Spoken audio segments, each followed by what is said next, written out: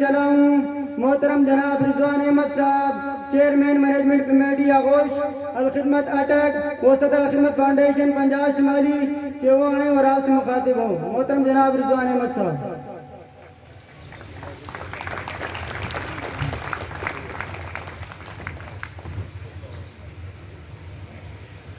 نحمده ونصلي على رسول الكريم اما بعد فاعوذ بالله السميع العليم من الشيطان الرجيم بسم الله الرحمن الرحيم سبحان الله وبحمده عدد خلقه ورضا نفسه وزنة عرشه ومداد كلماته رضيت بالله ربا وبالاسلام دينا وبمحمد نبي ورسولا. سب لوگ ایک دفعہ محبت سے ادب سے درود شریف پڑھیں. اللہم صلی علی سیدنا محمد وعلی آلہ وصحبہ وسلم.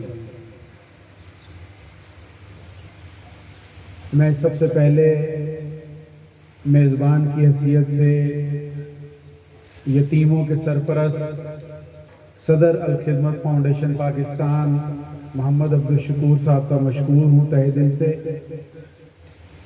کہ وہ آج یہاں تشریف لائے. اور بلا شبہ آج کا دن بہت یادگار دن ہے. اس کی مناسبت اس لحاظ سے بھی بڑی اہم ہے کہ پورے پاکستان بھر میں نہیں پوری دنیا میں عالم اسلام میں 15 رمضان المبارک کو ورلڈ آرفن ڈے کے طور پر منایا جاتا ہے. اور الحمدللہ ثم الحمدللہ پاکستان کے اندر یتیموں کے حقوق کی ضرورت اور اہمیت کو اجاگر کرنے کے لیے الخدمت فاؤنڈیشن نے ایک مثالی کام کیا ہے.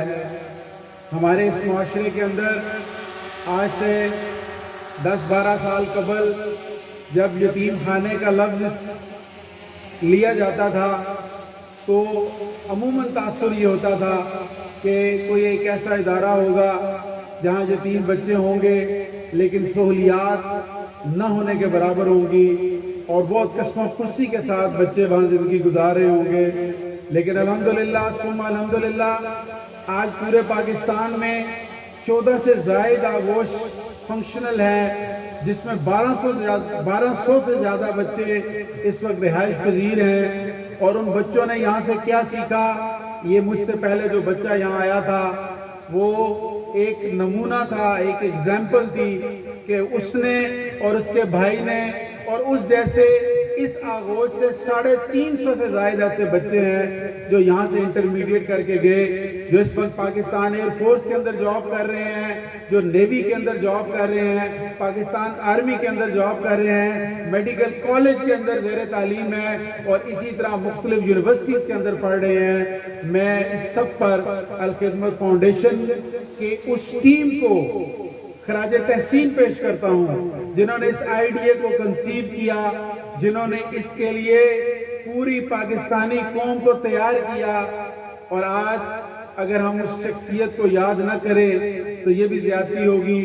2006 کے اندر مجاہد ملت امیر جماعت اسلامی پاکستان قاضی حسین احمد مرحوم نے اس ادارے کی بنیاد رکھی اور آج یہ وہ جو اس وقت کا چھوٹا سا ننھا سا پودا تھا آج الحمدللہ ایک تناور درخت بن چکا ہے.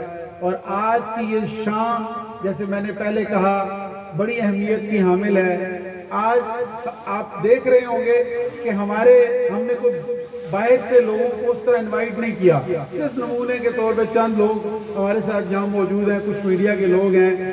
آج ہمارے مہمان خصوصی یہ بچے ہیں، یہ باہمت بچے ہیں، یہ پاکستان کا مستقبل ہے اور اس قوم کا انشاءاللہ فخر بنیں گے.